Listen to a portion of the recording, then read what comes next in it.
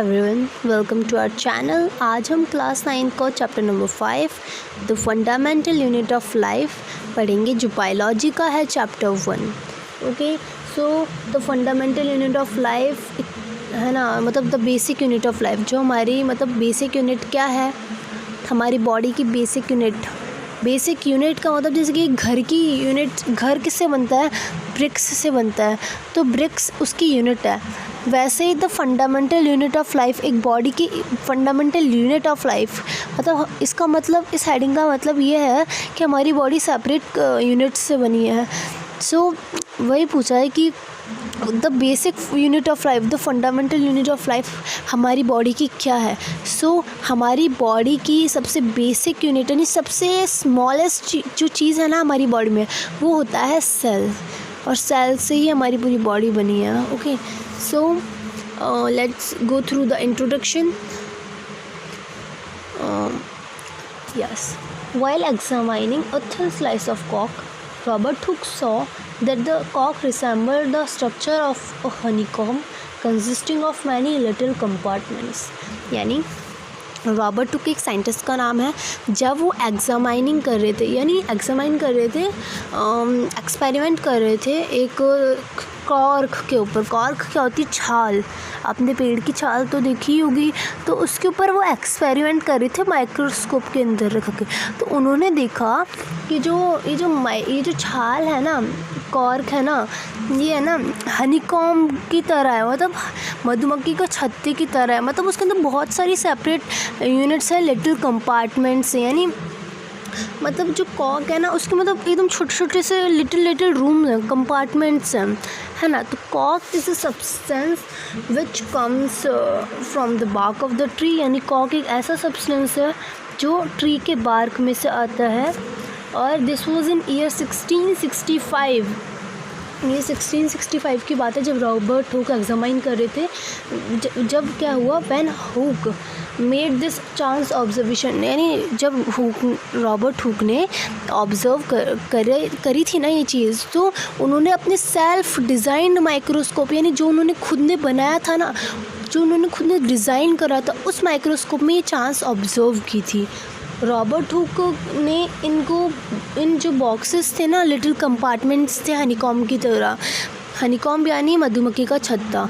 तो उसको बताऊँ क्या कहा था? उसको कहा था सेल।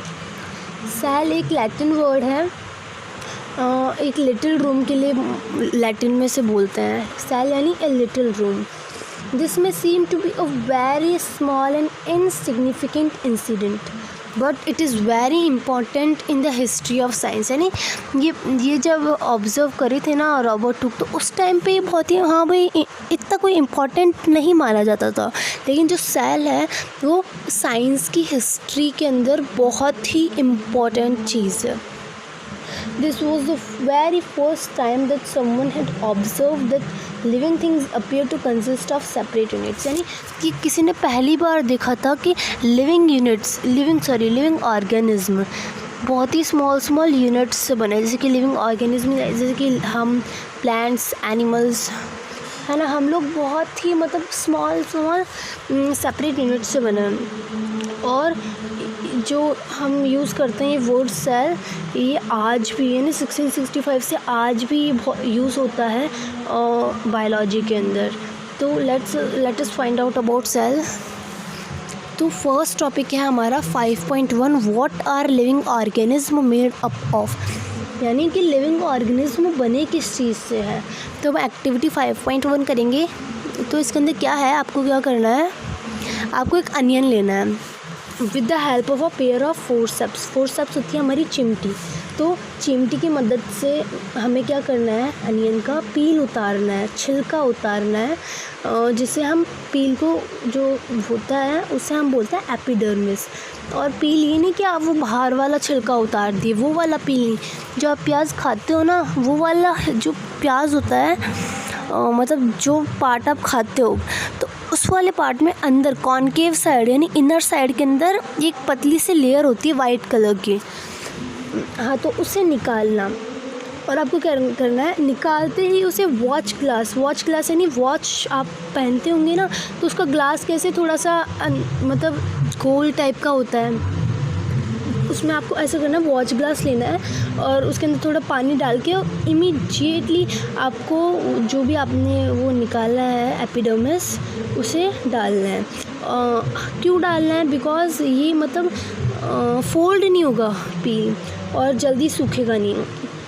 फिर हमें करना क्या है, इस पील के साथ हमें ग्लास स्लाइड लेनी है। ग्लास स्लाइड आपको आपकी लैब में मिल जाएगी इजीली। एंड आपको क्या करना है, उसके बाद ग्लास स्लाइड के ऊपर एक वाटर की ड्रॉप डालनी है। उसके बाद जो हमने वॉच ग्लास के अंदर पील रखा था ना, उसे ट्रांसफ़र करना है हमें उस स्लाइड पे। ओके, तो आपको ये मेक श्योर ध्यान में रखना है कि जो पील है ना वो अच्छे से आ जाए, ये नहीं कि मुड़ा नहीं होना चाहिए, नहीं तो एक्सपेरिमेंट ढंग से नहीं होगा। फिर आपको क्या करना है, आप क्या कर सकते हो परफेक्टली उसे फिट कराने के लिए, आपको एक thin camel hair paint brush आती है, वो नेसेसरी हो सकती है मतलब उस पील को ट्रांसफ़र करने के लिए। अब आपको क्या करना है, आपको एक सैफ्रेनिन सॉल्यूशन डालना है। सैफ्रेनिन सॉल्यूशन एक केमिकल सॉल्यूशन है, वो क्या है अच्छे से मतलब वो कलर कर देता है एक टाइप से। जैसे कि आप भी ऑब्ज़र्व करोगे तो आपको थोड़ा अच्छे से कलर नहीं दिखेगा ना, नॉर्मल फीका फीका लगेगा। तो सैफ्रेनिन अगर आप उसमें डालते हो तो आपको अच्छे से कलर मतलब अच्छे से मिलेगा। ओके, और फिर उसे कवर स्लिप से ढक देना है और टेक केयर कि आप मतलब अवॉइड करना एयर बबल्स ना आए जब आप कवर कर रहे हो कवर स्लिप। ओके, देन आपको क्या करना है, आपको while putting the cover slip help of a mounting needle. Okay, आपको अच्छे से रख देना है। उसके बाद आपको टीचर को पूछना है, मतलब टीचर से हेल्प लेनी है। आपको क्या करना है, we have prepared a temporary mount of onion peel. मतलब हमने एक स्लाइड बना ली है अनियन पील की। अब हमें ऑब्ज़र्व करना है वो slide low power followed by high power compound microscope में। माइक्रोस्कोप ये रहा, तो ये है इस एक्टिविटी में। और जब आप ये एक्टिविटी कर लोगे तो आपको ये चीज़ दिखेगी, cells of an onion peel. Okay, जो ब्लू है ये अच्छे से आपको क्यों दिख रहा है, बिकॉज हमने सैफ्रेनिन सॉल्यूशन डाला है। सो ये हमारा कंपाउंड माइक्रोस्कोप है। अब इसके बारे में आपको थोड़ा बता देती हूँ। आईपीस जहाँ से मतलब हम देख सकते हैं course adjustment and fine adjustment focusing के लिए यूज़ होते हैं। आर्म आप अच्छे से उसे ग्रिप कर सके, पकड़ सके ताकि वो हिले डुले ना, इसलिए यूज़ होता है। ऑब्जेक्टिव लेंस, जिस लेंस से हम मैग्नीफाई करते हैं ऑब्जेक्ट को। बॉडी ट्यूब, वो ट्यूब होती है मतलब जहाँ से भी आप देखोगे तो कोई ट्यूब होती है वो। ओके, और माइक्रोस्कोपिक स्लाइड, वो जो स्लाइड अब हम देखेंगे। ओके, क्लिप होती है हमारी ग्रिपिंग स्लाइड, यानी जो स्लाइड ग्रिप करके रखती है उस जो हमने स्लाइड बनाई है उसको। ओके, तो अब हम नेक्स्ट आगे जाते हैं। What do we observe as we look through the lens. हमने क्या ऑब्ज़र्व करा जब हम उस लेंस को देखते हैं। तो can you draw the structure that we are able to see through the microscope on an observation sheet. यानी क्या आप वो स्ट्रक्चर जो अभी आपने देखा, ऑब्ज़र्व करा, उसे आप क्या शीट पे बना सकते हो। Does it look like figure 5.2। क्या ये फिगर 5.2 के जैसे दिखता है। ये है हमारा, मैंने आपको पहले ही बता दिया, cells of an onion peel. So अब हम नेक्स्ट पेज पढ़ेंगे। सो एक minute, we can try preparing mounts, temporary mounts of peels on onion of different sizes।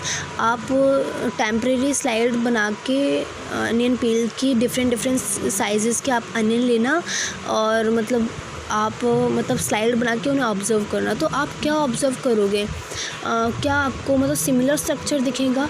तो आप सोच रहे होगे कि अगर हम बड़े अनियन लेंगे तो बड़े बड़े सेल दिखेंगे, छोटे अनियन लेंगे तो छोटे छोटे सेल दिखेंगे। तो ये गलत है, आपको एकदम सिमिलर स्ट्रक्चर दिखेगा, चाहे आप बड़े सेल लो चाहे छोटे सेल लो। ओके, सो अब हमारा नेक्स्ट टॉपिक है व्हाट आर दीज स्ट्रक्चर्स। ये स्ट्रक्चर होते क्या हैं। Okay, so these structure look similar to each other। यानी जो स्ट्रक्चर है ये सिमिलर यानी एक समान दिखता है, मतलब एक समान दिखता है। एक दूसरे से। Together they form a big structure like an onion bulb. और जो सेल है ये एक साथ मिलके ये अनियन बल्ब बनाते हैं। तो अनियन बल्ब किससे बना है? एक टाइप से अगर हम सेल चैप्टर में देखें तो सेल से बना है। बहुत सारे सेल मिलकर बहुत सारे सेल मिलकर अनियन बल्ब बनाते हैं। Okay, so we can find this activity that onion bulbs of different sizes have similar small structure visible under a microscope। तो हमने क्या ढूंढा इस एक्टिविटी से कि जो अनियन बल्ब है अलग अलग साइज़ के, उनका एक सिमिलर स्ट्रक्चर होता है। तो आप कितने भी अलग अलग साइज़ के ले लो, एक बड़ा ले लो, एक छोटा ले लो, लेकिन वो एक जैसे दिखेंगे, सिमिलर दिखेंगे। और the cell of onion peel will look all the same regardless of the size of the onion they came from. यानी जो सेल है अनियन पील के, मैंने आपको ये पहले ही बता दिया, एक जैसे दिखेंगे। अब चाहे रिगार्डलेस यानी अब चाहे वो साइज़ कैसी भी हो, मतलब कोई भी तरीके की हो। These small structure that we see are the basic building unit of the onion bulb। यानी जो स्मॉल स्ट्रक्चर, ये जो हम सेल देखे हैं ना, ये बेसिक बिल्डिंग यूनिट है हमारी अनियन बल्ब की। हमारे हाउस की बेसिक बिल्डिंग यूनिट क्या है? ब्रिक से ही हाउस बनता है, brick concrete. Okay, These structure are called cells। ये स्ट्रक्चर क्या है? सेल्स हैं। Not only onion but all organisms that we observe around are made up of cell। यानी अनियन ही नहीं, जो भी ऑर्गेनिज्म जो हम अपने आसपास देखते हैं वो सब सेल्स से बने हुए हैं। However, there are also single cells that live on their own। यानी however मतलब हालांकि ऐसे भी ऑर्गेनिज्म होते हैं जो उनके अंदर ओनली वन सेल होता है, उनके बारे में हम पढ़ेंगे। सो पहले हम ये येलो बॉक्स पढ़ लेते हैं, ये बहुत ही इम्पॉर्टेंट बॉक्स है। ओके, सो सेल सबसे पहले डिस्कवर किसने किया था? रॉबर्ट हुक ने 1665 में। उन्होंने ऑब्ज़र्व करा था सेल एक कॉक स्लाइस का with the help of primitive microscope, यानी उस टाइम के पुराने थोड़े से माइक्रोस्कोप से। फिर जो हमारे लुईन हुक हैं, उन्होंने 1674 में थोड़ा इम्प्रूव्ड माइक्रोस्कोप के साथ डिस्कवर किया था free living cells in pond water for the first time. यानी जो हमारे रॉबर्ट हुक ने डिस्कवर किया था वो तो नॉन लिविंग हो गया था, क्योंकि प्लांट जो था, पेड़ था, उससे अलग हो गया था ना वो हिस्सा, इसलिए वो मतलब नॉन लिविंग हो गया था। अब जो हमारे लुईन हुक हैं, इन्होंने इम्प्रूव माइक्रोस्कोप से 1674 में डिस्कवर किया था फ्री लिविंग सेल। इन्होंने फर्स्ट है ये साइंटिस्ट, इन्होंने लिविंग सेल को डिस्कवर किया था पॉन्ड वाटर में फर्स्ट टाइम। और it was Robert Brown in 1831 who discovered the nucleus in the cell. अभी जो न्यूक्लियस है, सेल मेम्ब्रेन, प्रोटोप्लाज्म, ये सब आप पढ़ोगे आगे। ओके, तो रॉबर्ट ब्राउन वो साइंटिस्ट है 1831 में जिन्होंने सेल के अंदर न्यूक्लियस ढूंढा था। उसके बाद Purkinje in 1839 coined the term protoplasm for the fluid substance of the cell. Purkinje scientist हैं, उन्होंने 1839 के अंदर जो फ्लूइड से सब्सटेंस होता है हमारे सेल के अंदर, उसे प्रोटोप्लाज्म नेम दिया था। लेकिन प्रोटोप्लाज्म लेटर मतलब दूसरे साइंटिस्ट ने साइटोप्लाज्म बता दिया था नेम, मतलब कॉइन कर दिया था साइटोप्लाज्म। ओके, जो सेल थ्योरी थी हमारे प्लांट्स और एनिमल्स की, वो कंपोज ऑफ सेल्स, मतलब जो सेल्स की थी ना सेल थ्योरी, मतलब वो बेसिक यूनिट ऑफ लाइफ के ऊपर थी, वो प्रेजेंट की थी, मतलब वो बनाई गई थी 2 बायोलॉजिस्ट के द्वारा, मतलब स्लेडन एंड च्वान। स्लेडन ने 1838 एंड च्वान ने 1839। जो सेल थ्योरी थी वो बाद में और भी अच्छे से वर्चो ने 1855 में बताई थी, बाय सजेस्टिंग दैट, ये बताकर कि जो सेल है वो पुराने सेल्स से आता है, arise from pre-existing cell. With the discovery of electron microscope in 1940, it was possible to observe and understand the complex structure of the cell and its various organelles। यानी 1940 में जब हमारे इलेक्ट्रॉन माइक्रोस्कोप आए तो ये और भी सेल और भी ज़्यादा अच्छे से समझाया गया। सो सेल थ्योरी मैं आपको बता देती हूँ क्या होती है, आपकी बुक में नहीं है। ओके, सो सेल थ्योरी हमारी the basic functional and structure unit of life. आप ये मतलब नोट कर लीजिए कि सेल थ्योरी क्या थी, the basic functional and structural unit of life, ये थी हमारी cell theory. Okay, then the invention of magnifying lenses, यानी जो मैग्नीफाइंग लेंसेज बनाए थे उन्होंने हमारे माइक्रोस्कोपिक वर्ल्ड की डिस्कवरी की है। ओके, मैग्नीफाइंग लेंस तो आपको पता ही होंगे, जो मतलब ऑब्जेक्ट्स को लार्जर कर देते हैं। और it is now known that single cell में constitute a whole organism as in amoeba, यानी फिर हमें पता चला कि मतलब जो सिंगल सेल है ना, वो भी पूरा ऑर्गेनिज्म अमीबा बनाता है। जैसे सिंगल सेल के यहाँ एग्जांपल दे रखे हैं, जैसे कि अमीबा, पैरामीशियम, बैक्टीरिया, क्लैमिडोमोनास, ये सब हमारे सिंगल सेल ऑर्गेनिज्म हैं।